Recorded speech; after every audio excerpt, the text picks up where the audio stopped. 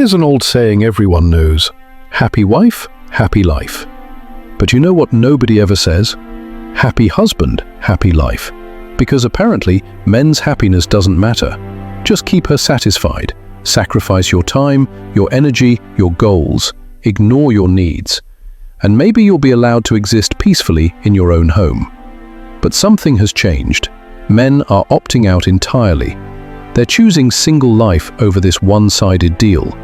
And some women are genuinely shocked. They can't believe men would rather be alone than constantly criticized, disrespected, and treated like defective ATMs with emotions. Let me explain why more men are discovering that happiness exists outside relationships, not inside them.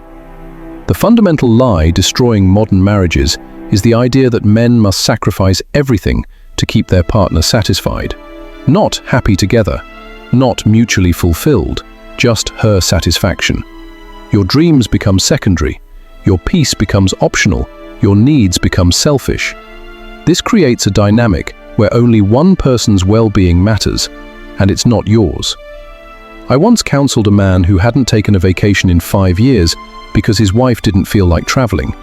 He worked 60 hours a week while she stayed home. Yet somehow, he was still not doing enough. Every paycheck went to her wants, her projects, her vision of life. When he finally suggested doing something he wanted, visiting his elderly parents, she called him inconsiderate. He's now divorced and just returned from a month in Europe, alone, smiling in every photo. Men aren't allowed to express dissatisfaction in many relationships. You can stay quiet for months, even years, thinking you're keeping the peace. But the moment you raise one issue, just one, you're hit with an encyclopedia of every mistake you've made since 2015. You're unhappy? Well, let me remind you of that birthday you forgot 4 years ago. Your feelings don't get heard, they get weaponized. You say you're tired from work. At least you get to leave the house. You say you feel unappreciated. All you care about is praise. Any negative emotion you express gets pathologized. You're too sensitive. You should see someone. But when she has feelings, everything stops. Everyone listens. For hours. Men are expected to manage their partner's emotions while being punished for having their own. Your anxiety about losing your job? Less important than her stress about a friend's wedding. Your grief over a parent's death? Put it aside. Your depression? Stop bringing everyone down. Men are treated like emotional support animals who aren't allowed to need support themselves. Some partners keep emotional scorecards. Every perceived slight is recorded, filed away, saved for later. One man told me his ex kept an actual journal of his failures. Not big things, tiny things. Didn't notice earrings. Fell asleep during a movie. Watched TV instead of talking. During arguments, she'd read from it like a prosecutor. He realized he wasn't in a marriage. He was in a permanent trial. And he was always guilty.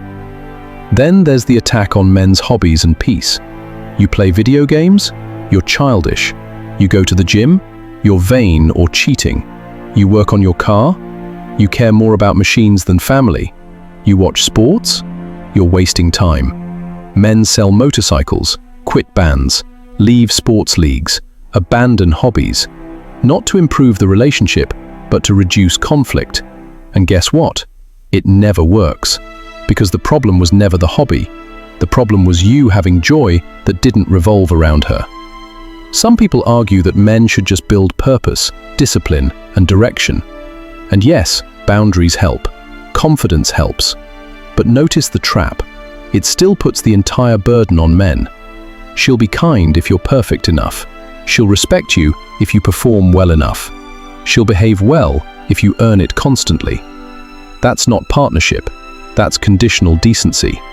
Imagine if men said, "I'll only be faithful if you stay young forever." We'd call that abuse. But when basic respect becomes conditional on male performance, it's normalized. Modern relationships often become extractive. Maximum effort from men. Minimal reciprocity in return.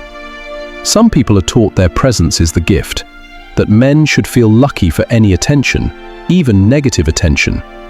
And men are finally rejecting that deal. They're not bitter, they're not broken, they're choosing peace. And that's the part nobody talks about.